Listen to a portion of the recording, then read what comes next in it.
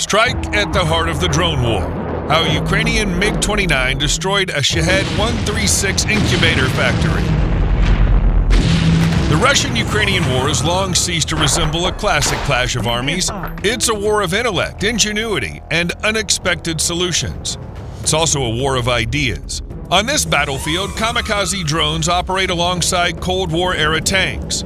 Here, naval drones with a displacement of barely 1 ton force cruisers and landing ships weighing tens of thousands of tons to retreat. Ukrainian soldiers and engineers assemble drone guidance systems out of hunting scopes.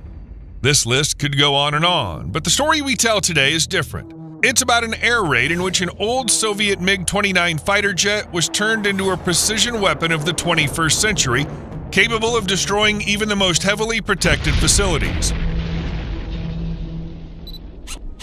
2:30 p.m. local time. At a military airfield, a pilot slowly climbs the ladder into his MiG-29. At first glance, it looks like an ordinary late 1980s aircraft. Faded pixel camouflage, a cockpit with bulky analog gauges, heavy mechanical control levers. But a closer look reveals something unusual under the wings. Not Soviet missiles, but 4 American GBU-39 bombs. Small, yet deadly.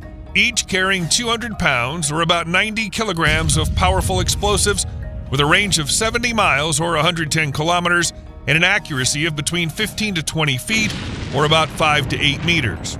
Inside the cockpit, wedged between the old control panel and burnout lamp indicators and ordinary iPads taped in place, on it runs software developed by Ukrainian engineers that transmits the aircraft's GPS coordinates to the electronic brains of the bombs, since the 40-year-old jet has no interface capable of doing so. When it was designed, the acronym GPS did not even exist. The entire system's like a Frankenstein of steel, wires, and code. But that doesn't matter. What matters is that it works. In fact, it borders on the surreal. A Soviet airframe, an American bomb, Ukrainian software. Unlike a Salvador Dali painting, though, this is reality. An impossible reality in which engineers have taught a 40-year-old aircraft to work with weapons its designers could never have imagined. The target lies more than 200 miles, about 350 kilometers from the front line. At this plant, some 40 Shahed-136 drones are produced every week. These are the same drones that buzz over Odessa, Dnipro, and Kyiv at night, and in the morning leave behind black craters where apartment buildings once stood. The path to the target runs through a multi-layered air defense network. S-300s, S-400s, mobile TOR systems, and electronic warfare units that jam everything linked to GPS. The Russian Krasuka 4 complex at the site itself floods the airwaves with half a kilowatt of interference, turning satellite signals into pure static. At first glance, such a mission seems like suicide for a Ukrainian pilot, but that's only how it looks from the outside. Remember when in 2012 Felix Baumgartner rose in a stratospheric balloon nearly to the edge of space, more than 130,000 feet or 39 kilometers, and stepped into the void? Millions of viewers watching held their breath, thinking he was a madman playing with death. But behind that jump stood more than steel nerves. It was backed by meticulous engineering, years of preparation, hundreds of test ascents, precise calculations of the entry angle into denser layers of the atmosphere, and the work of dozens of specialists in aerodynamics, medicine, and safety systems. This flight was much the same. On the outside, it looked like a daring breakthrough into a dense air defense zone. On the inside, it was painstaking and cold military mathematics. For weeks, reconnaissance refined every waypoint, searching for the single dead corridor between radar coverage zones. Electronic warfare units synchronized the timing of jamming signals and the creation of decoys. Strike aircraft distracted the enemy from another direction. It was a carefully planned, rehearsed symphony in which the pilot performed the solo part. But the orchestra, a whole network of specialists and units, played in unison with him. At 2:51 p.m., the MiG lifts off from the runway. Almost immediately, it drops to an altitude of just a few dozen feet. Fields and villages flash beneath it, and power line towers pass barely yards from the canopy.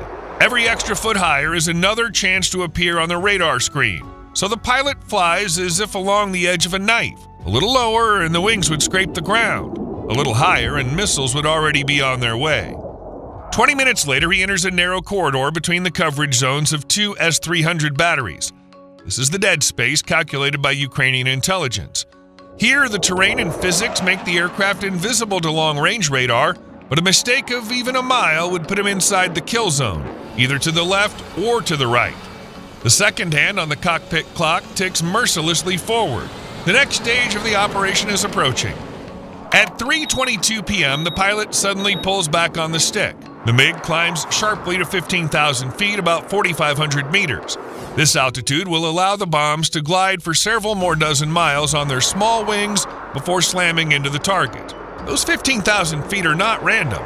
Climb lower and the aircraft would have to get closer to the target to ensure the bombs reach it, which would increase the risk of being destroyed by Russian air defenses.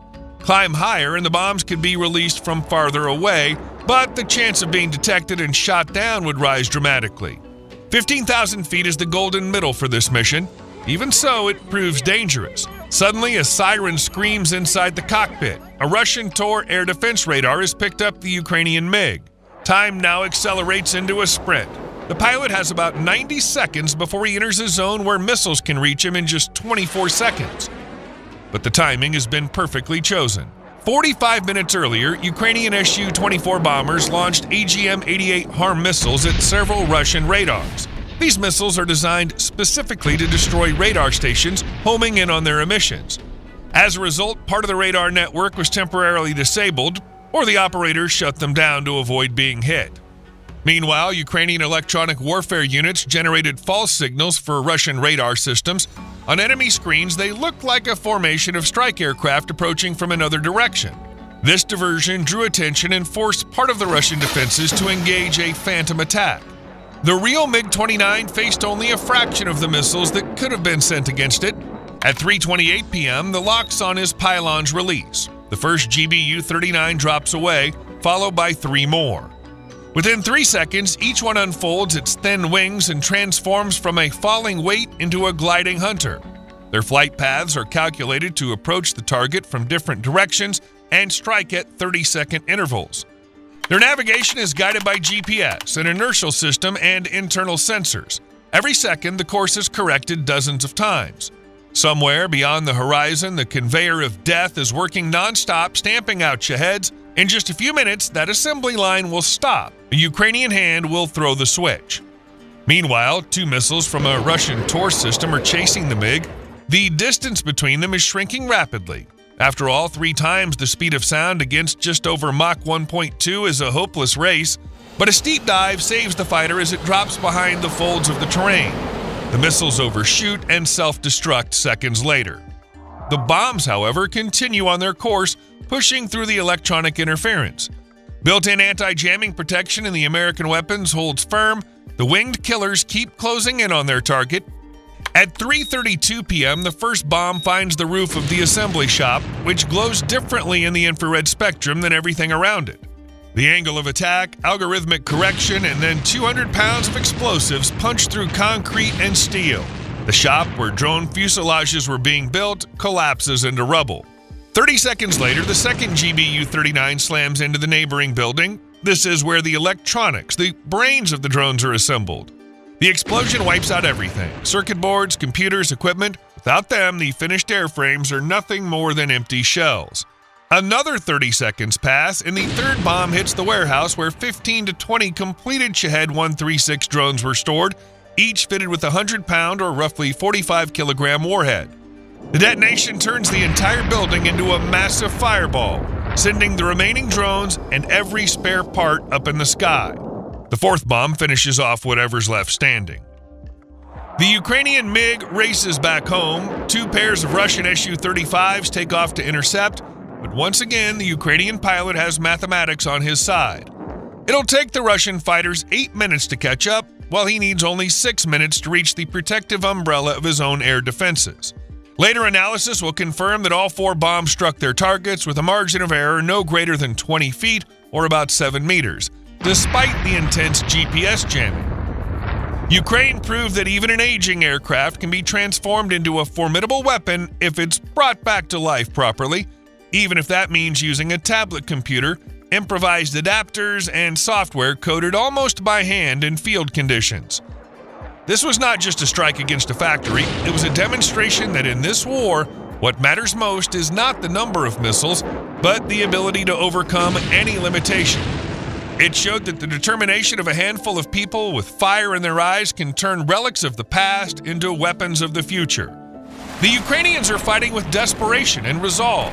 One old MiG-29, 4 American bombs, 1 ordinary iPad, and 1 Ukrainian pilot delivered a strike that Russia felt painfully. Looking at operations like this, it becomes even clearer that the key to any war is not the weapons themselves, but the people behind them. Their willingness to fight and, if necessary, to die for ideals that any decent person understands. Ideals of freedom and independence. Weapons can be bought. Determination cannot. You either have it or you do not. What do you think? Share your thoughts in the comments. Thank you for watching. We greatly appreciate a like and a subscription to our channel. See you again soon.